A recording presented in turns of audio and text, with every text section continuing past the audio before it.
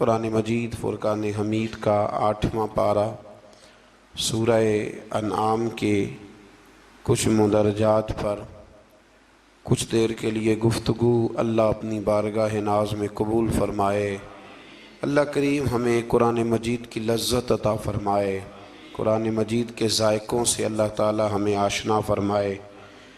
کفار جو تھے وہ رسول اللہ صلی اللہ علیہ وسلم سے طرح طرح کے مطالبات کرتے تھے کہ ہم اس وقت ایمان لائیں گے جب فرشتے ہمارے پاس اتر کے آئیں گے، یا برزخ اور آخرت کے بارے میں جو باتیں آپ ہمیں بتاتے ہیں وہ ہمارے لوگ وہ کہا کرتے تھے کہ لوگ مر جائیں، مر کے زندہ ہوں، ہمیں آ کے بتائیں گے تو پھر ہم وہ باتیں مان لیں گے اور آپ کے دعووں کی تصدیق کریں گے۔ تو قرآن مجید کے 8ویں پارے کی پہلی آیات مبارکہ میں بالکل شروع میں اللہ نے فرمایا یہ تو دعوے جہالت پر مبنی ہے۔ یہ تو جہالت ہے نا کہ آپ کہیں کہ یہ سارا کچھ پہلے ہمیں کر کے دکھایا جائے۔ دیکھیں نا، برزخ اگر واضح کر دی جائے، قیامت پہلے ہی دکھا دی جائے تو پھر وہ قیامت تو نہ رہی۔ کہتے ہیں جی ہمیں پہلے دکھاؤ، کوئی مار کے آئے ہمیں آ کے بتائے تو پھر وہ دوسرا جہان کیسے رہا؟ تو اللہ کریم نے فرمایا یہ جہالت ہے اور نہ ماننے کے تمہارے بہانے ہیں۔ آپ غور فرمائے نا کہ ماں کے پیٹ میں 9 مہینے جو شخص رہتا ہے وہ کچھ بتانے کے قابل ہوتا ہے باہر آ کے؟ ایک جہان میں وہ رہا ہے نا، اس نے وقت گزارا ہے۔ تو یہ ان کا بالکل باطل اور جھوٹا دعویٰ تھا۔ اللہ کریم نے اسے جہالت قرار دیا ہے اور ہیلہ بازی قرار دیا ہے۔ آج بھی بہت سارے لوگ کہتے ہیں کہ اگر چیزیں کھل کے ہمارے سامنے آ جائیں تو ہم ماننے کو تیار ہیں۔ تو بھئی جب کھل کے آ جاتی ہیں نا چیزیں تو پھر عذاب بھی ساتھ آتا ہے، پھر کوئی اگر نہیں مانتا تو اسے سزا بھی فوراً ملتی ہے۔ اللہ سمجھنے کی توفیق دے۔ آیت نمبر 113 کے اندر رسول اللہ صلی اللہ علیہ وسلم کو تسلی دیتے ہوئے فرمایا، اور اسی طرح ہم نے ہر نبی کے لیے شیطان انسانوں اور جنوں کو دشمن بنایا ہے۔ شیطان انسان، یہ قرآن مجید نے جملے استعمال فرمایا ہر نبی کے لیے اسی طرح ہم نے شیطان انسانوں اور جنوں کو دشمن بنایا ہے، جو لوگوں کو دھوکے میں ڈالنے کے لیے ایک دوسرے کو خوشنما باتیں، اچھی اچھی باتیں القاء کرتے ہیں، ذہنوں اور دلوں میں اچھی اچھی باتیں چھوڑتے ہیں، اچھی اچھی باتیں، حالانکہ ہوتے وہ دشمن ہیں، ہوتے وہ شیطان ہیں۔ مزید فرمایا کہ وہ اس لیے کرتے ہیں تاکہ منکرین آخرت کے دلوں کو اپنی طرف مائل کر لیں۔ وہ خود لوگوں کو یہ بہانے سکھاتے ہیں اور خوشنما باتیں۔ آج بھی بہت سارے لوگ انسانی روپ میں آ کر کے لوگوں کو مختلف قسم کی باتیں بتلا کے انہیں گمراہ کرنے کی کوشش کرتے ہیں۔ ہمیں یہ سمجھ لینا چاہیے کہ بات انسان کی نہیں دیکھنی، سامنے والا کیا کہہ رہا ہے یہ نہیں ہم نے دیکھنا، ہم نے تو یہ دیکھنا ہے کہ رب کیا فرماتا ہے اور اللہ کے رسول کیا فرماتے ہیں۔ اللہ رسول کے فرمان کی روشنی میں جو شخص بات کرے گا اس کی بات کو قبول کیا جائے گا۔ آیت نمبر 118 سے لے کر 119 میں فرمایا کہ جس حلال جانور پر ذبح کے وقت اللہ کا نام نہ لیا جائے اسے نہ کھاؤ، اور جس پر نام لے لیا جائے اسے کھا لو۔ اور فرمایا کہ یہ جو حرام جانور ہے ان کی تفصیل ہم نے کھول کے بیان کر دی ہے، یہ تمہارے لیے جائز نہیں ہے۔ ہاں، حالت اضطراری میں ایسی حالت آ جائے کہ اب مر جاؤ گے بغیر مردار کھائے تو اب تمہارے لیے وہ کھانا جائز ہو جائے گا۔ یہ جو مردار اور حرام ہوتا ہے یہ صرف اس وقت جائز ہوتا ہے جب بندہ مر رہا ہو، لیکن انسان بالکل تندرست ہو اور بالکل وہ ٹھیک ٹھاک ہو پھر بھی حرام کھائے تو یہ اس کے لیے درست نہیں ہے۔ یہ تو مرنے لگے کچھ نہ ملے تو تب اس کے لیے جائز ہے۔ پھر اللہ تبارک و تعالیٰ نے ارشاد فرمایا کہ جو ظاہری گناہ ہیں وہ بھی چھوڑ دو، اور جو تمہارے باطن کے عیب ہیں نا، اندر کے چھپے جن کا کسی کو پتہ نہیں، وہ بھی چھوڑ دو۔ چھوڑ دو یہ عیب، مطلب ڈاکٹر آپ کو کہہ دیتا ہے کہ جناب آپ کی طبیعت خراب ہے تو گوشت چھوڑ دو، تو ڈاکٹر صاحب آپ تو یہ دیکھیں کہ مجھے بخار ہے تو آپ گوشت چھوڑنے کی بات کر رہے ہیں، میرے وجود پر زخم ہے تو آپ گوشت چھوڑنے کی بات کر رہے ہیں۔ تو ڈاکٹر کہتا ہے کہ ظاہری تندرستی تب ہوگی جب باطن میں آپ پرہیز کریں گے۔ تو رب فرماتا ہے مجھے تو پتہ ہے نا کہ تم کیوں الجھے ہوئے ہو، ظاہر کے گناہ بھی چھوڑ دو اور باطن کے گناہ بھی چھوڑ دو، اور جو گناہ نہیں چھوڑے گا تو جو کرے گا پھر اس کی سزا بھی پائے گا۔ آیت نمبر 123 میں فرمایا کہ وہ شخص جو گمراہی کے بعد ہدایت پا گیا اور قرآن کی ہدایت کی روشنی میں آگے بڑھ رہا ہے، اور وہ جو مسلسل گمراہی میں ہے، یہ دونوں برابر نہیں ہو سکتے۔ ایک جو ہدایت کے راستے پہ چل رہا ہے اور جو گمراہی کے راستے پہ چل رہا ہے، یہ دونوں برابر ہو سکتے، ان میں بڑا فرق ہے۔ آیت نمبر 124 میں اللہ تبارک و تعالیٰ نے ارشاد فرمایا کہ اسی طرح ہم نے ہر بستی میں اس کے مجرموں کو سردار بنایا ہے، اور وہ وہاں فریب کاری کریں اور ان کے دجل و فریب کا وبال انہی پر پڑے۔ انوکھی بات ہے ذرا۔ رب کریم فرماتے ہیں کہ ہم نے سردار کچھ ایسے بنائے ہیں کہ جو مجرم قسم کے لوگ ہیں، یعنی انہوں نے پہلے جرم بڑے کیے تھے تو اللہ نے سزا دینے کے لیے انہیں سردار بنا دیا ہے۔ اب بہت سارے لوگوں کا وبال ان پر پڑے گا، قوموں کا، اور وہ تباہ ہو جائیں گے۔ وہ کہتے پھرتے ہیں اللہ نے بڑی عزت دی ہے، حالانکہ یہ اللہ نے انہیں سزا دی ہے۔ دیکھیں نا، نبی کریم علیہ السلام نے فرمایا کہ جس شخص کو کہا گیا نا کہ فیصلہ کرو، منصف بنایا گیا، دو لوگوں کے درمیان اسے عدل کرنے کے لیے کہا گیا، فرمایا اسے تو بغیر چھری کے ذبح کر دیا گیا۔ کوئی آسان کام ہے فیصلے کرنا، عدل کرنا، لیکن یہاں بڑا شوق ہے، آپ کسی کو بھی اٹھ کے کہیں تجھے سیاست میں داخل کرائیں، ہر تیسرے آدمی کو، تو سب تیار ہیں، بالکل تیار بیٹھے ہیں، کسی کو کسی جگہ بھی آپ الیکشن میں اتار سکتے ہیں، ریڈی ہیں لوگ۔ لیکن فرمایا کہ مجرموں کو بعض جگہ پہ ہم نے سردار بنایا تاکہ ان پر بہت ساری چیزوں کا وبال۔ یہ قرآن پاک ہے، یہ 8واں سپارہ ہے، یہ سورہ انعام پڑھ رہا ہوں، یہ آیت نمبر 124 ہے، اور اس آیت کی اینک لگا کے پھر آپ دیکھیں کہ کتنے کتنے بڑے مجرم دنیا میں حکمران بنے ہوئے ہیں۔ یہ اینک لگا کے آپ دیکھیں گے تو آپ کو پتہ چلے گا۔ اسی طرح آیت نمبر 125 میں فرمایا جب ان کے پاس کوئی نشانی آتی ہے تو کہتے ہیں کہ ہم ہرگز ایمان نہیں لائیں گے حتیٰ کہ ہمیں بھی اسی کی مثل دیا جائے جس طرح کے رسولوں کو دیا گیا ہے۔ کہتے ہیں ہم پہ بھی وحی آئے، ہمارے پاس بھی فرشتہ آئے تو پھر ہم ایمان لائیں گے۔ تو رب فرماتا ہے یہ تو اللہ کو بہتر پتہ ہے نا کہ اس نے اپنے رسولوں کو کیا دینا ہے۔ اب یہاں یہ مسئلہ بن گیا کہ لوگ کہتے بعین ہی وہی چیز ہمیں بھی نظر آئے گی تو پھر ہم آگے بڑھیں گے۔ اللہ کریم نے فرمایا یہ رب کریم کو زیادہ پتہ ہے۔ آیت نمبر 126 کے اندر فرمایا سو اللہ جس کو ہدایت دے اس کا سینہ اسلام کے لیے کھول دیتا ہے، اور جس کو اللہ گمراہی مقدر فرماتا ہے یا فرمانا چاہتا ہے تو اس کے سینے کو قبول حق کے لیے گھٹا ہوا اور تنگ کر دیتا ہے۔ جب لوگ گناہ کرتے ہیں نا تو ان پر ہدایت کے راستے بند ہوتے ہیں۔ ان اللہ لا یہدی القوم الفاسقین، قرآن مجید نے ایک جگہ پہ کہا کہ اللہ فاسقوں کی قوم کو ہدایت نہیں دیتا۔ جب گناہ زیادہ انسان کرتا ہے تو اسے بڑی سزا یہ ملتی ہے کہ اللہ تبارک و تعالیٰ اس کے لیے ہدایت کا راستہ بند فرماتا ہے، اور جب انسان نیکیاں کرتا ہے، کوئی خیر کا کام کرتا ہے، پھر اللہ تبارک و تعالیٰ اس کے حق میں رحمت والے فیصلے فرماتا ہے۔ شیخ شہاب الدین سہروردی رحمۃ اللہ علیہ کا میں ایک کال پڑھ رہا تھا، کسی نے ان سے کہا کہ آپ اپنے آپ کو کیسا محسوس کرتے ہیں؟ تو فرماتے ہیں رب کو کوئی نیکی پسند آ گئی تھی تو اس نے مجھے ماں باپ بھی بڑے ہی شانوں والے دیے، استاد بھی بڑے ہی شاندار دیے، اور پھر رب نے میری غوث اعظم شیخ عبد القادر جیلانی سے ملاقات بھی کرا دی۔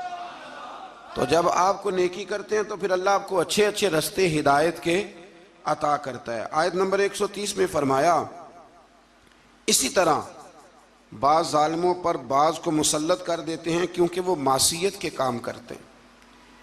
کئی دفعہ ظالم پر ظالم بھی مسلط ہو جاتا ہے، کئی دفعہ ظالم پر جب آنکھیں کھلتی ہیں تو انہیں سمجھ آتی ہے اوہو یہ تو مجھ سے بھی بڑا ظالم ہے، تو مل جاتے ہیں۔ اللہ سچی توبہ کی توفیق عطا فرمائے۔ اسی طرح آیت نمبر 131 اور 32 میں اتمام حجت کے لیے اللہ کریم نے فرمایا کہ اے جنات اور انسانوں کے گروہ، کیا تمہارے پاس رسول نہیں آئے تھے جو تم پر میری آیات بیان کرتے اور تمہیں اس قیامت کے دن کی ملاقات سے ڈراتے وہ کہیں گے ہم خود اپنے خلاف گواہی دیتے ہیں، خود کہیں گے کہ ہاں ہاں ہم گواہی دیتے ہیں کہ ہم نے غلط کیا، اور انہیں دنیا کی زندگی نے فریب میں مبتلا کر رکھا ہے۔ یہ گواہی اس وجہ سے دی گئی کہ آپ کا رب بستیوں کو ظلماً ہلاک کرنے والا نہیں ہے۔ فرمایا پہلے اللہ ان سے گواہی طلب کرے گا کہ رسول آئے، تمہیں ڈرایا، وہ مانیں گے، اور قرآن یہ فرماتا ہے کہ اپنے خلاف گواہی دیں گے۔ اب اللہ تبارک و تعالیٰ انہیں سزا دے گا، اللہ کسی پر ظلم نہیں کرتا۔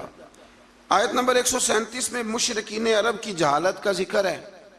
جو فصل اللہ تعالیٰ اگاتا ہے اور جو مویشی اللہ پیدا فرماتا ہے، ان میں اللہ تعالیٰ کے ساتھ بتوں کو شریک کرتے، بلکہ بتوں کے حصے کو ضروری اور مقدس سمجھتے۔ اسی طرح اولاد کو قتل کرنا بھی مشرکین کی جہالت ہے۔ آیت نمبر 140 اور 141 میں اس بات کا بیان ہے کہ کفار و مشرکین نے زمانہ جاہلیت میں اپنے جانوروں اور اپنے کھیتوں کو 3 حصوں میں تقسیم کر دیا تھا۔ تو ان آیات میں اللہ نے فرمایا 3 حصوں میں انہوں نے بانٹ دیا تھا۔ وہ مویشی اور کھیت جن کے متعلق وہ کہتے تھے کہ ان سے نفع اٹھانا کسی شخص کے لیے جائز نہیں ہے، یہ ان کے باطل معبودوں اور بتوں کے لیے مخصوص ہیں، ان کو وہی شخص کھا سکتا ہے جس کو ہم کھلانا چاہیں، اور ان کو صرف وہی مرد کھا سکتے ہیں جو بتوں کی خدمت پر مامور ہوں۔ ایک پورا وہ ماحول بناتے تھے کہ یہ جی صرف وہ کھائیں گے جو بت خانے کے محافظ ہیں، اور کوئی نہیں کھا سکتے، عورتیں بھی نہیں کھا سکتی تھیں۔ اسی طرح بعض مویشیوں کو بتوں کے لیے خاص کر کے ان پر سوار ہونا اور سامان لادنا انہوں نے حرام کر دیا تھا کہ یہ جی ہمارے بت کے نام کا جانور ہے، نہ اس پر سامان رکھنا ہے اور نہ ہم نے اس کو کھانا ہے۔ اور بعض جانوروں پر وہ ذبح کے وقت اللہ کا نام ہی نہیں لیتے تھے، یعنی ان کو بتوں کے نام پہ ذبح کر کے ان کا استعمال ممنوع قرار دیتے تھے۔ قرآن نے بتایا کہ یہ ان کی خود ساختہ باتیں۔ ہمارے اندر یہاں فرق کرنا بڑا ضروری ہے۔ جب ہم کوئی جانور کسی مخصوص کام کے لیے مخصوص کرتے ہیں تو وہ دراصل اللہ کے لیے ہی ہوتا ہے۔ کسی بزرگ کو صرف اس کا اصحال ثواب ہو سکتا ہے، اس سے زیادہ اس کی کوئی حیثیت نہیں ہے۔ جس طرح آپ کہتے ہیں کہ ولیمے کے لیے بکرا رکھا ہوا ہے، عقیقے کے لیے رکھا ہوا ہے، ہاں کچھ باتیں غلط ہیں، وہ نہیں ہونی چاہیے۔ مجھ سے ایک دفعہ ایک دوست نے مسئلہ پوچھا کہ ہمارے گاؤں میں خواتین جو ہیں وہ 11 بیویوں کی کہانی پڑھواتی ہیں، اور پھر وہ کچھ لڈو منگواتی ہیں، اور جب اس پر ختم دیتی ہیں تو وہ کہتی ہیں کہ یہ مرد نے نہیں کھانا۔ اللہ تعالیٰ سمجھنے کی توفیق عطا فرمائے۔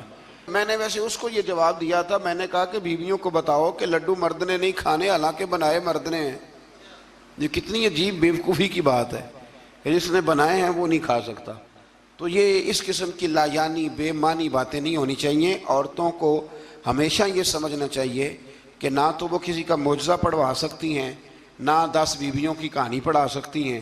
انہوں نے جب بھی پڑھانی ہے سورہ یاسین پڑھوانی ہے، سورہ رحمان پڑھوانی ہے، سورہ ملک کی تلاوت کرانی ہے، سورہ بقرہ پڑھانی ہے، قرآن مجید کو پڑھانا ہے۔ اور بڑا دل کرے کہ قرآن مجید کے بعد بھی ہم نے کچھ پڑھانا ہے تو پھر وہ میرے رسول اللہ پہ درود پاک پڑھوائیں، پھر نبی کریم کی ذات پر درود شریف پڑھائیں۔ آیت نمبر 142 سے لے کر 147 میں اللہ تعالیٰ نے پھلوں، کھیتوں، جانوروں کے ذریعے جو نعمتیں عطا کی تھیں ان کا ذکر فرمایا ہے، اور کہا ہے کہ اللہ تعالیٰ کی ان نعمتوں کو کھاؤ پر اسراف نہ کرو، فضول خرچی نہ کرو، اور شیطان کے نقش قدم پہ نہ چلو۔ پھلوں اور کھیتوں کی پیداوار میں اللہ تعالیٰ نے حق مقرر کیا ہے، عشر، کھیت کا عشر ہوتا ہے، فرمایا اس کو بھی ادا کرو، اور اسی میں حلال جانوروں کی اقسام بھی بیان فرمائیں، اور اس کے بعد ان قطعی حرام چیزوں کا بیان کیا جو پہلے بھی آ چکا ہے۔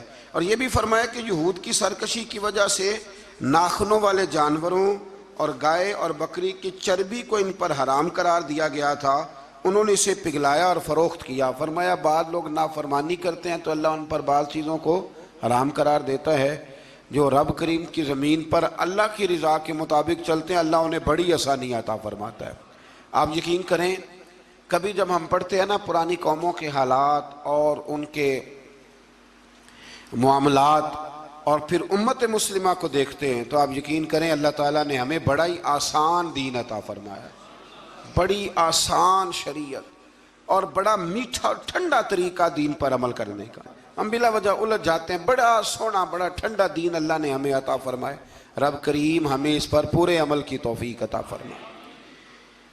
آیت نمبر 149 میں فرمایا کہ ہر دور کے منکرین جو انکار کرنے والے تھے ایک نفسیاتی حربے کو بیان کیا۔ وہ جو کچھ بھی کر رہے ہیں کہ یہ اللہ کی مشیت ہے، اگر وہ نہ چاہتا تو ہم یہ سب کچھ نہ کر پاتے۔ یہ اکثر لوگ کہتے ہیں کہ اگر اللہ نہ چاہتا تو ہم یہ کام نہ کرتے۔ یہ ایک نفسیاتی حربہ ہے کہ اللہ نے طاقت دی ہے نا جی، تو یہ ایک نفسیاتی، اس کا بیان اللہ کریم نے یہاں ان آیات مقدسہ میں فرمایا۔ در حقیقت بات یہ ہے کہ اللہ کی مشیت اور ہے اور اس کی رضا اور ہے۔ مثلا مجرم کو سزا دینا اس کی مشیت ہے، لیکن اس کی رضا میں ہے کہ کوئی اس کی نافرمانی نہ کرے۔ اگر سب کو جبری طور پر اطاعت کے رستے پر ڈالنا اللہ تعالیٰ کی مشیت ہوتی تو پھر کسی کی مجال نہ ہوتی کہ اس کا حکم نہ مانے۔ لیکن نا مشیت اور ہوتی ہے، رضا اور ہوتی ہے۔ اللہ کی یہ رضا نہیں کہ اس کے بندے دوزخ میں جائیں، لیکن اس نے قانون بنایا ہے کہ اگر تم نافرمانی کرو گے تو دوزخ میں، تو یہ رضا نہیں، یہ اللہ کی مشیت۔ تو یہ اللہ نے طاقت نہیں دی لوگوں کو، اس لیے نہیں دی تھی کہ وہ ظلم کریں، لیکن اگر انہوں نے ظلم کیا ہے تو اب انہیں سزا بھی ملے گی۔ تو یہ شخص نہ کوئی کہے کہ وہ اللہ کی دی ہوئی طاقت سے معاذ اللہ، یہ بہت سارے لوگ بیوقوفی والی باتیں کرتے ہیں۔ ایک دفعہ بزرگوں نے لکھا ہے کہ ایک شخص جو تھا وہ کسی کے باغ سے روز پھل توڑ کے کھا جایا کرتا تھا، تو مالک بڑا سیدھا سادہ تھا، تو مالک اس کو کہتا کہ بھئی تو روز میرے باغ سے پھل توڑ کے کھاتا ہے، تو وہ کہتا باغ بھی اللہ کا ہے، زمین بھی اللہ کی ہے، اور میں بندہ بھی اللہ کا ہوں۔ وہ چپ کر جاتا، سادہ آدمی تھا۔ بہت سارے لوگ کہتے ہیں نا جی آ کے، ایک صاحب مجھے کہنے لگے جی کل میرے ساتھ بڑا عجیب معاملہ ہوا، ایک بندے نے مجھے کہا تجھے قسم ہو اللہ کی جو جیب میں ہے سارا کچھ دے دے، اور میں نے کہا نہیں دینا چاہیے۔ تو وہ مجھے مشورہ دینے لگا، کہنے لگا حضرت جی اس نے اللہ کی قسم دی تھی۔ تو میں نے کہا مکان کتنے مرلے کا تیرا؟ کہنے لگا ہے 10 مرلے کا۔ کتنے کا ہے؟ کہنے لگا جی اللہ کا شکر ہے 60-70 لاکھ کا ہوگا۔ میں نے کہا ایک بندہ بلاؤں تجھے قسم دے تو اس کے نام رجسٹری کر دینا۔ کہنے لگے نہیں یہ نہیں ہو سکتا۔ تو میں نے کہا یہ کیسی کچی بات ہے کہ 500-700 کے لیے تجھے یاد ہے کہ یہ جائز ہے، لیکن وہ میرے دادا جی ایک بات کہا کرتے تھے، وہ دیہاتی لوگ ہوتے تھے تو دیہات کی مثالیں کئی دفعہ بڑی یاد رہ جاتی تھی۔ وہ کہا کرتے تھے کہ دودھ میں اور لسی میں مکھی گر جائے تو عورتیں اسے پھینک دیتی ہیں، لیکن اگر مکھن میں گر جائے نا تو پھر اس کو پھینکتی نہیں بلکہ مکھی نکال لیتی، کیونکہ گھی مہنگا ہوتا ہے نا تو لسی سستی ہوتی ہے۔ تو آپ چیزوں کو سمجھیں کہ ہمارا رویہ بڑا عجیب ہے معاملات کو سمجھنے کے حوالے سے۔ وہ بندہ بھی کہتا کہ جناب یہ پھل بھی اللہ کے تو باغ بھی اللہ کا تو میں بندہ بھی اللہ کا۔ بھولا آدمی تھا، بیچارہ چپ کر جاتا، کہتا تو ٹھیک ہے نا، کی پنجابی چاکی دا سی لبی شے خدا دی نہ تیلے دی، ختم ہو گئی بات۔ حالانکہ وہ کسی کی ہوتی ہے، تیلے پا دی کیوں نہیں ہوندی جی، وہ کسی دی حیثیت تانڈی کی ہے نا، لیکن بس ہمارا ذوق بن جاتا ہے کہ قابو آ گئی ہے تو قابو کرو معاذ اللہ۔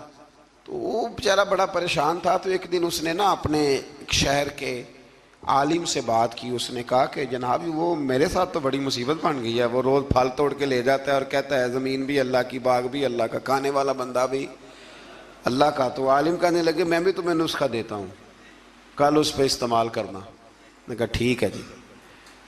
وہ وقت پہ آ گیا باغ کا مالک، تو جب وہ آیا نا پھل توڑنے، اس نے پھل بڑے سیر ہو کے کھائے، اس نے کھانے کا موقع دیا۔ جب وہ فارغ ہو گیا اس نے اس کو رسی کے ساتھ درخت کے ساتھ باندھ لیا اور ڈنڈا پکڑ لیا، اور جب مارنے لگا تو کہنے لگا یہ کیا؟ کہنے لگا یہ چھڑی کی توفیق بھی اللہ کی، رسا بھی اللہ کا، باندھنے والا بندہ بھی اللہ کا، اب تجھے جو پھینٹی لگے گی وہ بھی اللہ کی دی ہوئی طاقت سے لگے گی معاذ اللہ، اب تو کھا۔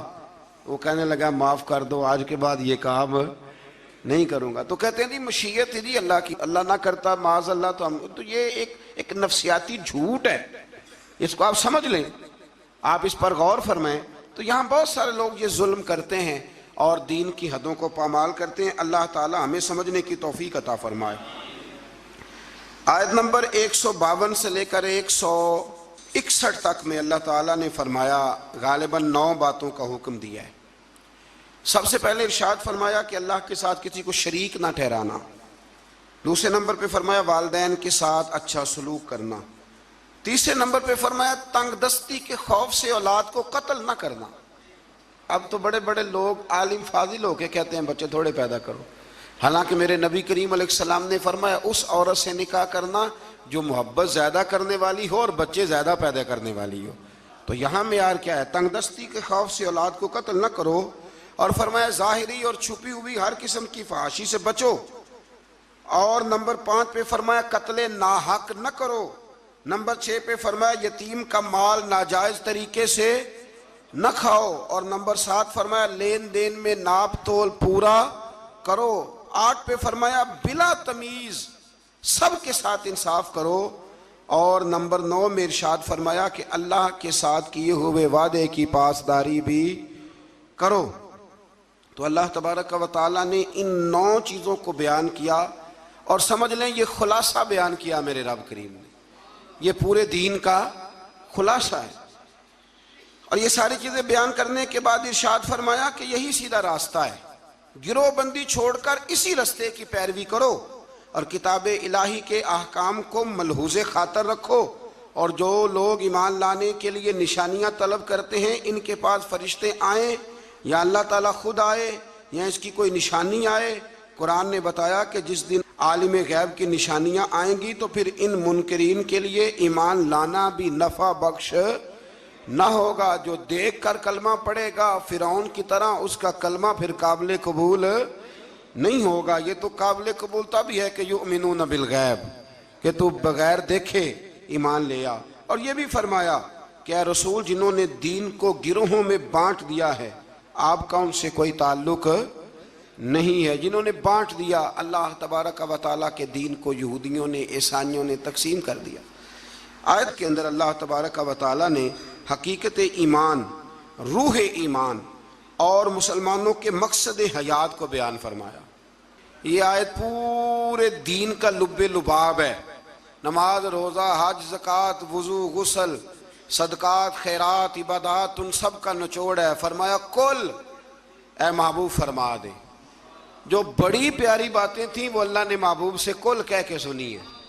کہا محبوب ذرا کہو کیا، ان صلاتی و نسکی و محیای و مماتی للہ رب العالمین۔ فرمایا محبوب فرما دیجئے کہ بے شک میری نماز، میری قربانیاں، میرا دنیا میں ظاہری طور پہ رہنا یا میرا پردہ کر جانا سب اس رب کے لیے ہے جو تمام جہانوں کے پالنے والا ہے۔ یہ لب لباب ہے۔ حضرت مجدد الفسانی رحمۃ اللہ علیہ فرمایا کرتے تھے 3 چیزوں کا نام دین ہے، علم، علم پر عمل، اور عمل میں اخلاص، ریاکاری نہ ہو۔ فرمایا 3 کام کر لے تیرا دین مکمل ہو جائے گا۔ ختم ہو گئی بات۔ آگے پھر سورہ اعراف شروع ہوتی ہے۔ اعراف کے معنی بلندی کے ہیں، اس کا معنی جاننا اور پہچاننا بھی ہے۔ اصحاب اعراف کے بارے میں ایک قول تو یہ ہے کہ ان کی نیکیاں اور گناہ برابر ہوں گے، ان کا مقام جنت اور دوزخ کے درمیان ہوگا۔ یہاں یہ وہ لوگ ہیں جو اہل جنت اور اہل جہنم کو پہچاننے والے ہوں گے۔ یہ اعراف والے نا، ایک جنتی ایک جہنمی، اور درمیان میں اعراف، یعنی جس کی ایک گناہ زیادہ ہو گئے تو جہنم میں گیا، اور جس کی نیکیاں زیادہ ہو گئی اللہ کے فضل سے وہ تو جو کچھ برابر برابر والے ہیں ان کے لیے مقام اعراف ہے، ان کے لیے مقام اعراف ہے۔ اور کچھ نے لکھا ہے نہیں یہ تو بلند مقام ہے، یہاں تو اللہ فرشتوں اور نبیوں کو جگہ عطا فرمائے۔ بعض مفسرین نے یہ قول بھی بیان فرمایا۔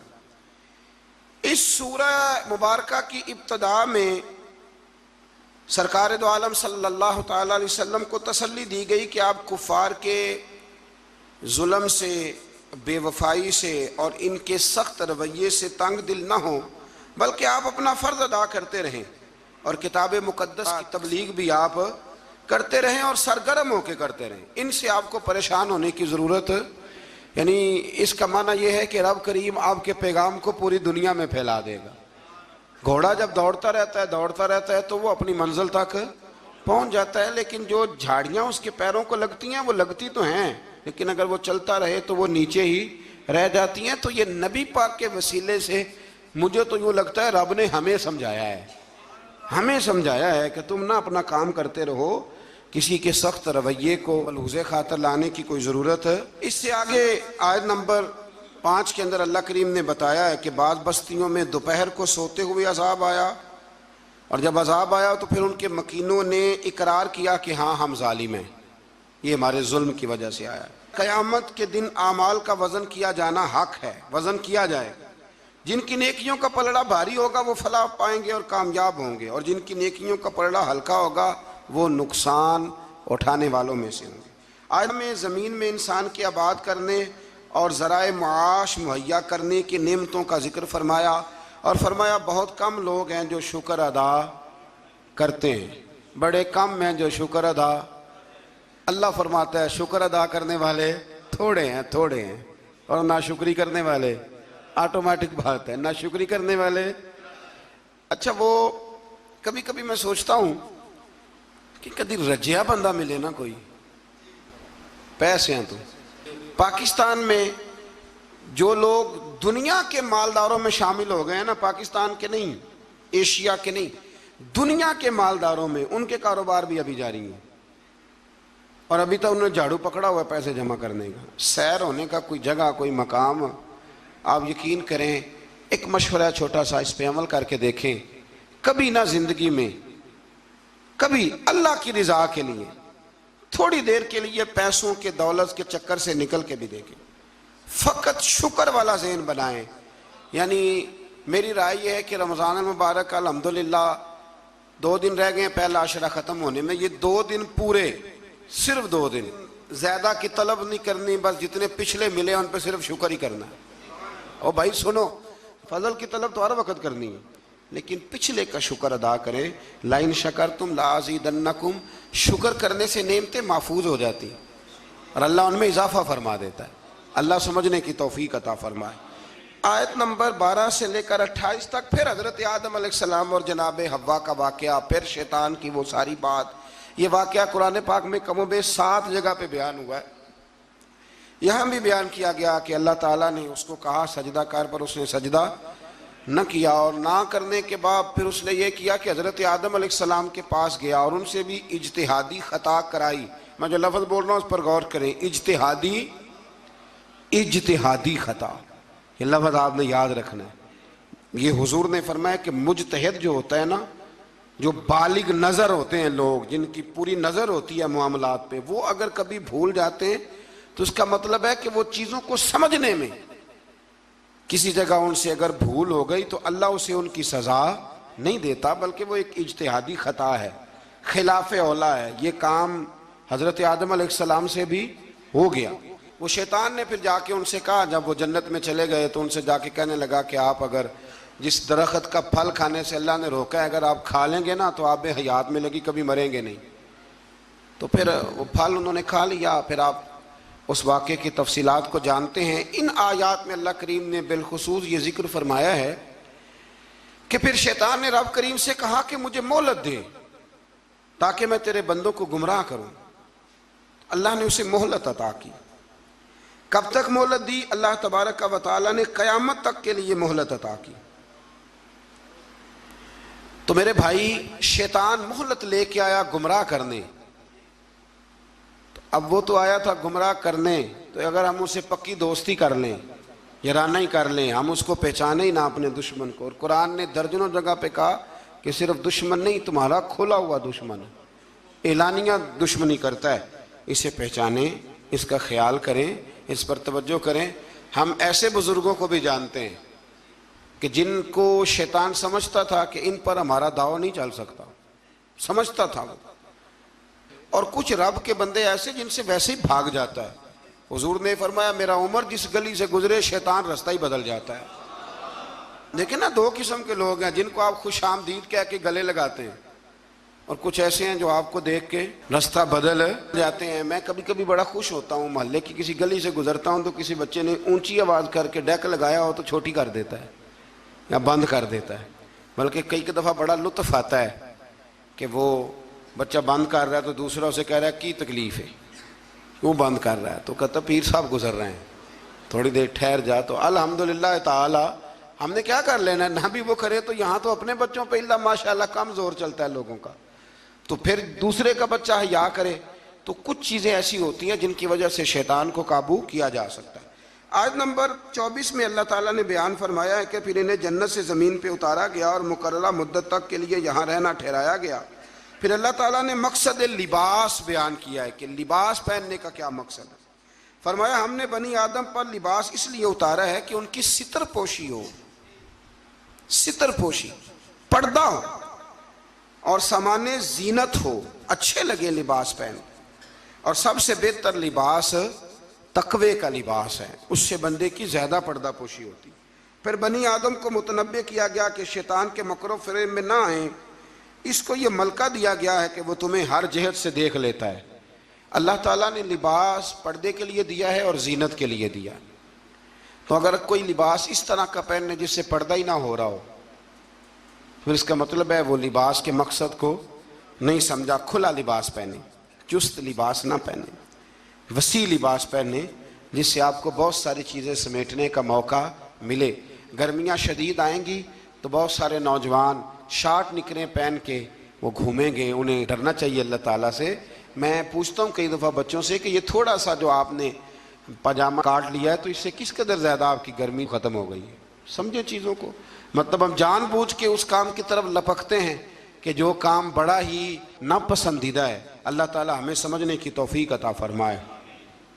آیت نمبر 32 و 33 میں فرمایا کہ اے بنی آدم، ہر عبادت کے وقت لباس زینت کو اختیار کرو اور اسراف سے بچتے رہو۔ اسراف سے بچتے ہوئے اللہ تعالیٰ کی نعمتوں سے استفادہ کرو۔ پاکیزہ چیزیں خواہ لباس ہو یا خوراک ہو مومنوں کے لیے حلال ہیں۔ اللہ نے ظاہر اور باطن میں بے حیائی، گناہ اور حق سے نکل جانے کو حرام قرار دیا ہے۔ باقی کسی کے پاس پیسے ہوں تو وہ 10,000 کی ایک وقت روٹی کھا لے تو اس کے لیے وہ ناجائز نہیں ہے، وہ 10 لاکھ کا بھی لباس پہن لے تو اس کے لیے منع۔ لیکن اسراف سے بچے، فضول خرچی سے بچے۔ کچھ لوگ ایسے ہیں جن کے پاس چیزیں ہوتی ہیں پھر بھی چھپاتے ہیں کسی کو پتہ نہ چل جائے۔ یعنی سادگی اس کا نام نہیں ہے کہ آپ پیسے اندر چھپا کے پرانے کپڑے پہن کے نکل آئیں، یہ سادگی ہے، یہ کنجوسی ہے۔ نبی کریم علیہ السلام نے نا حضور صلی اللہ تعالی وسلم نے ایک شخص کو دیکھا تھا کہ پھٹے پرانے کپڑے پہنے ہیں، تو حضور نے آواز دی، فرمایا تیرے اوپر تو بڑا فضل ہے اللہ کا۔ حضور الحمدللہ۔ تو فرمایا اچھے کپڑے پہنا کر، رب کریم جب نعمت دیتا ہے تو اثر دیکھنا پسند فرماتا ہے۔ اچھا ہمارے ہاں لوگ سادگی کس کا نام رکھتے ہیں؟ یعنی کروڑوں روپیہ بینک میں پڑا ہے تو سادگی یہ کپڑے نہیں خریدنے، یہ سادگی نہیں صاحب، یہ کنجوسی ہے۔ سادگی تو یہ تھی کہ آپ وہ سارے پیسہ خیرات کر دیں اللہ کی بارگاہ میں، پھر پتہ چلے گا کہ آپ سادے ہیں۔ پیسے سنبھالے جاؤ اور خرچ نہ کرو۔ یہ تو قرآن و سنت نے ہمیں بتایا ہے کہ تم اپنے وارثوں کے مال کی حفاظت کر رہے ہو۔ اور یہ بھی فرمایا اس آیت میں کہ نماز کے وقت زینت حاصل کرو، اچھے کپڑے پہن کے نماز پڑھا کرو۔ میں ایک مسئلہ کئی دفعہ بیان کیا، پھر عرض کرتا ہوں، میں دوستوں کو کہا کرتا ہوں کہ مسجد کی ٹوپی پہن کے یہاں تو ولیمے پہ بھی جا کے دکھاؤ نا، تو وہاں تم جاتے نہیں تو نماز پڑھنے کیسے آ جاتے ہو؟ تو یہ ٹروزر شرٹ پہن کے یہاں تو تم شادی کے ساتھ بھی جا کے دکھاؤ، تمہارا پتہ چلے۔ تو اگر تم شادی کی تقریب میں ٹروزر شرٹ کے ساتھ ان کپڑوں کے ساتھ نہیں جاتے تو پھر تم نماز پڑھنے کیسے آ جاتے؟ لوگوں کی محفل میں جانا پسند نہیں کرتے تو اللہ کی بارگاہ میں کیسے پسند کر لیا؟ ایک نعت خان صاحب کو ایک دن میں نے دیکھا، بڑا شاندار ویسٹ کوٹ پگڑی اور بڑا خوبصورت لباس محفل میں پھر کچھ دنوں کے بعد ایک شادی میں ملاقات ہو گئی تو ان کا حال ہی بڑا برا تھا۔ اینک بھی کچھ لوگ مطلب لگا لیتے ہیں، مجھے نہیں سمجھ آتی کالی اینک کا کیا ترجمہ ہے، وہ لگا لیتے ہیں، کالی اینک لگائی ہوئی ہے اور جناب بال بڑے شاندار۔ تو مجھے مل گئی تو میں نے السلام علیکم کے ساتھ ہی کہا، میں نے کہا عاشق رسول صاحب کیا حال چال ہے؟ ماشاءاللہ۔ بڑا گھور کے دیکھنے لگے، کہنے لگے پیر صاحب، میں نے کہا خدا کے بندے مجھے بھی دیکھ اور اپنے آپ کو بھی دیکھ، میں الحمدللہ تمہیں جس طرح محفل میں ملوں گا شادی کی تقریب میں بھی اسی طرح ہی ملوں گا۔ یہ کیا بات ہوئی کہ آپ تھوڑا سا رویہ آپ کا بدل جائے جب تھوڑا ادھر ادھر دائیں بائیں جانا ہو؟ یہ کوئی مطلب نہیں ہے۔ اچھا لباس پہن کے آپ نماز پڑھیں گے۔ آیت میں رسول کرام جتنے بھی اللہ کے رسول آئے ان کی اطاعت کرنے والے کو تقوی اور عمل صالح کرنے والے کو جنت کی بشارت، جبکہ کفر تکذیب کرنے والے کو جہنم کی وعید سنائی گئی۔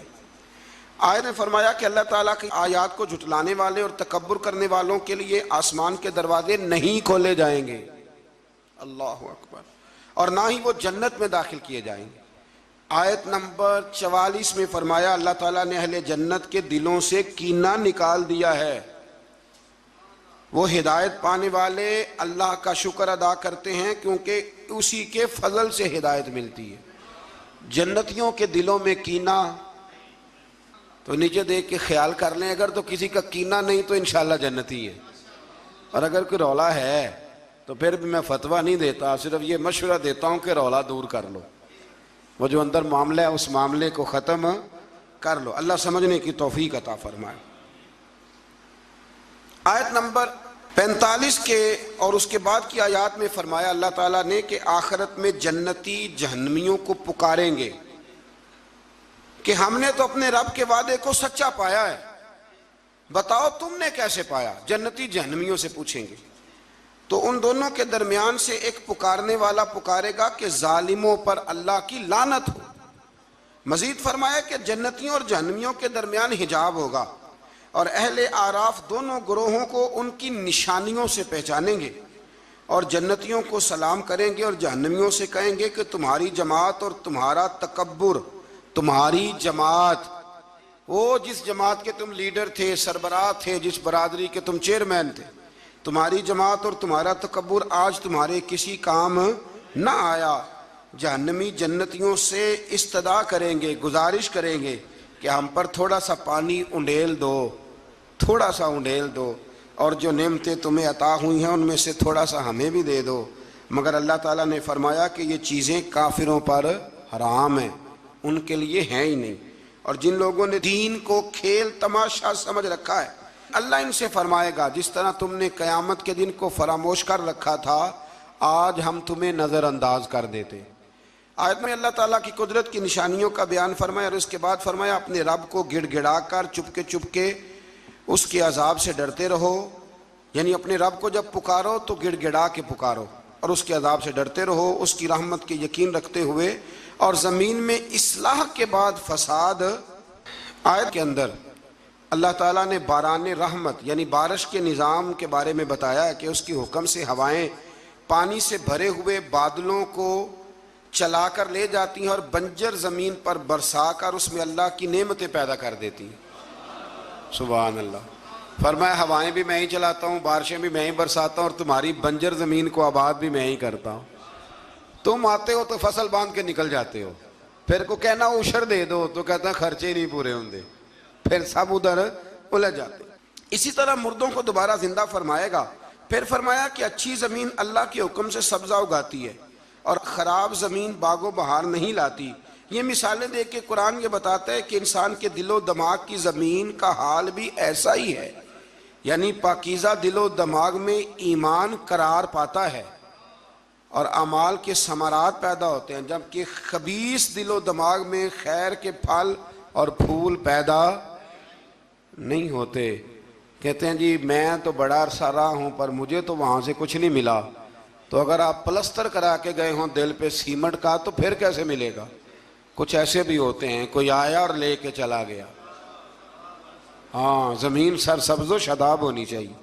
ابو جال نے نا پکی چپس کرائی تھی، اوپر ٹائلیں لگوائی ہوئی تھی، تو سامنے آیتیں آتی رہیں پر اسے کوئی اثر نہ ہوا۔ خواجہ اویس کرنی نے دیکھا بھی نہیں، زیارت بھی نہیں کی، تو میرے رسول پاک نے فرمایا عمر جبہ لے جانا، شاباشی بھی دینا، جبہ بھی دینا، اور اسے کہنا میری امت کے لیے دعا بھی کرے۔ تو سمجھ لیں چیزوں کو کہ اندر کا بھی تھوڑا سا نا لحاظ رکھیں۔ اللہ سمجھنے کی توفیق عطا فرمائے۔ آیت نمبر 60 میں حضرت نوح علیہ السلام اور ان کی قوم کے حالات بیان کیے گئے کہ ان کی قوم کے سرداروں نے کہا کہ معاذ اللہ آپ تو کھلی گمراہی پہ ہیں۔ سردار نبی کو کہہ رہے ہیں کہ آپ گمراہ ہو گئے، سردار نبی کو۔ اگر حضرت نوح کی قوم کے سردار نبی کو کہہ سکتے ہیں کہ تم گمراہ ہو گئے، تو اگر آج کے سردار کسی مولوی کو کہہ دیں تو ان کو کوئی ٹینشن لینے کی ضرورت، یہ سرداروں کا طریقہ پرانا چلا آ رہا ہے، کہہ دیتے ہیں۔ حضرت نوح علیہ السلام نے فرمایا میں تو اللہ کا رسول ہوں اور میرا کام تمہاری خیر خواہی ہے اور تم تک دعوت حق کو پہنچانا ہے۔ اس کے بعد قوم نوح کی تکذیب، طوفان نوح اور نوح علیہ السلام اور ان کے ساتھ کشتی میں سوار افراد کے سوا سب کے غرق ہونے کا ذکر بھی اللہ تعالیٰ نے بیان فرمایا۔ پھر آیت نمبر 66 میں حضرت ہود علیہ السلام اور ان کی قوم عاد کا ذکر ہے۔ قوم عاد نے بھی اللہ کے نبی پر طعن کیا معاذ اللہ، اور کہا کہ آپ حماقت میں مبتلا ہیں معاذ اللہ، آپ تو احمق ہیں معاذ اللہ ثم معاذ اللہ، نقل کفر نہ باشا۔ پھر ہود علیہ السلام نے اپنی قوم کو وہی جواب دیا جو نوح علیہ السلام نے اپنی قوم کو دیا تھا۔ حضرت ہود نے قوم عاد کو انعامات الہیہ کا شکر ادا کرنے کی تلقین کی، انہوں نے انکار کر دیا، چنانچہ ان پر اللہ کا عذاب اور غضب نازل ہوا۔ آیات الہی کو جھٹلانے والوں کا اللہ تعالیٰ نے دنیا سے صفائی فرما دیا، ختم ہی ہو گئی حضرت ہود کی قوم۔ پھر حضرت صالح علیہ السلام اور ان کی قوم سمود کا ذکر ہے۔ قوم سمود کے مطالبے پر اللہ تعالیٰ نے حضرت صالح کو معجزے کے طور پر چٹان سے حاملہ اونٹنی، یہ بھی انوکھی بات ہے، چٹان سے اونٹنی نکلی اور نکلی بھی حاملہ۔ حاملہ اونٹنی کو پیدا کیا اور انہیں حکم دیا کہ اسے چرنے کے لیے آزاد چھوڑ دیا جائے۔ قوم سمود کے لوگ بڑے طاقتور تھے، یہ نرم زمین میں محلات بناتے اور پہاڑوں کو تراش کر ان میں گھر بناتے تھے، اتنی اللہ نے قوت دی تھی، گویا ان کو اپنی طاقت پر بڑا ناز تھا۔ پھر قوم سمود نے اللہ کے حکم کی نافرمانی کی اور اونٹنی کی کونچیں کاٹ ڈالی۔ اللہ تعالیٰ نے ان کی سرکشی کی سزا اس طرح دی کہ ان پر رات کو زلزلے کا عذاب آیا، اور صبح وہ اپنے گھروں میں اوندے منہ الٹے منہ مرے ہوئے پڑے تھے۔ اگر کوئی ناقت اللہ، سننا میری بات، کوئی ناقت اللہ کی اونٹنی کی بے ادبی کرے تو اوندا ہو جاتا ہے، تو جو ولی اللہ کی بے ادبی کرے، رب فرماتا ہے میرا اس کے خلاف پھر اعلان جنگ ہے۔ آیت نمبر 81 میں حضرت لوط علیہ السلام اور ان کی قوم کا ذکر ہے کہ وہ بے حیائی میں اپنے زمانے کے سب لوگوں پر سبقت لے گئے، اپنی جنسی خواہش کو غیر فطری طریقے سے پورا کرتے تھے۔ اس کی تفصیل ہے، یہاں وقت نہیں ہے۔ اصل میں یہ جو قوم تھی نا، ان کے پاس باغات تھے بڑے سرسبز و شاداب، تو مہمان بڑے آتے تھے، تو ان کی خواہش تھی کہ مہمان نہ آئیں، بہت زیادہ لوگ آتے تھے، حالانکہ مہمان تو اللہ تعالیٰ کی رحمت ہوتا ہے۔ تو شیطان نے پھر انہیں ایک طریقہ بتلایا، مہمان آتے تو یہ معاذ اللہ مردوں کے ساتھ بدفعلی کرتے، شیطان نے انہیں یہ طریقہ بتلایا، غیر فطری طریقے سے اپنی جنسی خواہش کو پورا کرتے۔ جب اللہ تعالیٰ کے نبی عذاب کا ڈر سناتے تو حضرت لوط علیہ السلام کا مذاق اڑاتے، بالآخر اللہ تعالیٰ نے ان پر عذاب نازل کیا، اور یہ لواطت، مرد کا مرد سے بدکاری کرنا، اس کی سزا اللہ نے یہ دی کہ آسمان سے پتھر برسائے، اور اس طرح ان کا نام و نشان مٹا دیا، یہاں تک کہ لوط علیہ السلام کی وہ بیوی جو قوم میں لوط کی ہم خیال تھی، وہ بھی عذاب سے نہ بچ سکی۔ اور صرف حضرت لوط علیہ السلام اور ان کے ساتھ قبیلے کے جو چند نیک لوگ تھے وہ بچے۔ میں نے ایک دفعہ پہلے بھی بات بیان کی تھی، پھر ایک عرض کرتا ہوں، کبھی کبھی نا نوجوان جب موٹر سائیکلوں پہ اکٹھے بیٹھے ہوتے ہیں، یہ قرآن ہے نا جی، یہ کوئی بے حیائی کی بات نہیں، یہ قرآن ہے۔ قرآن اگر اس بات کو بیان کرتا ہے تو اس کا مطلب ہے یہ ضروری کام ہے۔ تو میں جب ان کو دیکھتا ہوں تو کئی دفعہ دل کو بڑی اذیت پہنچتی ہے کہ مطلب سر عام بچے شرارتیں کرتے ہیں اور ایسی غیر اخلاقی حرکتیں کرتے ہیں کہ جو پڑھے لکھے سمجھدار نوجوانوں کو زیب نہیں دیتی۔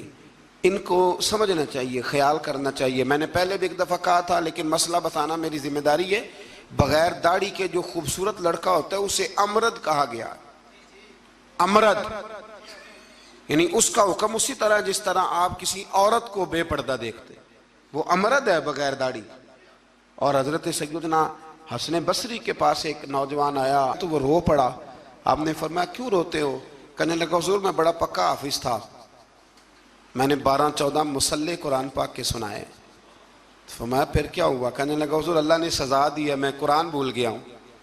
فرمایا کس طرح؟ فرمانے لگے کہ بے ریش بغیر داڑھی والے خوبصورت لڑکے کو گندی نظر سے دیکھ بیٹھا تھا، اللہ نے یہ مجھے سزا دی۔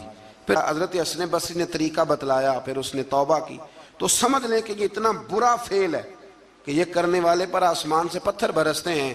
حضرت لوط کی قوم پر تو آج اگر قوم یہ کام کرے، ہم جنس پرستی، عورتوں کے ساتھ شادی ہونے تک کے واقعات، عورت کے عورت کے ساتھ، مرد کے مرد کے ساتھ، لوگ اس کو آزادی کا نام دے رہے ہیں۔ یہ آزادی نہیں، یہ بے حیائی ہے، یہ فحاشی ہے، یہ عریانی ہے۔ اللہ تعالیٰ ہمیں سمجھنے کی توفیق عطا فرمائے۔ پھر آخر میں آیت نمبر 86 میں اللہ تعالیٰ نے اس پارے کی جو آخری آیات ہیں اس میں اللہ تعالیٰ نے حضرت شعیب علیہ السلام اور ان کی قوم کا ذکر فرمایا۔ قرآن نے بیان کیا کہ ان کی ناپاک خصلتیں یہ تھی کہ وہ ناپ تول میں ڈنڈی مارتے تھے، یعنی رمضان المبارک کے اندر بھی مقناطیس نکل آتا ہے ترازوؤں کے نیچے سے، رمضان میں آپ سمجھ لیں مقناطیس نکل رہا ہے ترازوؤں کے نیچے، یہ حال ہے۔ ڈنڈی مارتی تھی شعیب علیہ السلام کی قوم، اور دوسروں کی چیزیں کم تول کے دیتے تھے، اور راستے میں بیٹھ کر اہل ایمان کو ڈراتے اور انہیں راہ راستے روکتے۔ انہیں بھی کہا گیا کہ فساد فی الارض سے باز آؤ اور اپنی پہلی سرکش امتوں کا انجام دیکھ لو، لیکن وہ بھی باز نہ آئے تو پھر اللہ نے ان پر بھی عذاب نازل فرمایا۔ اللہ تعالیٰ آسانی عطا کرے۔ آخر دعوانا الحمد۔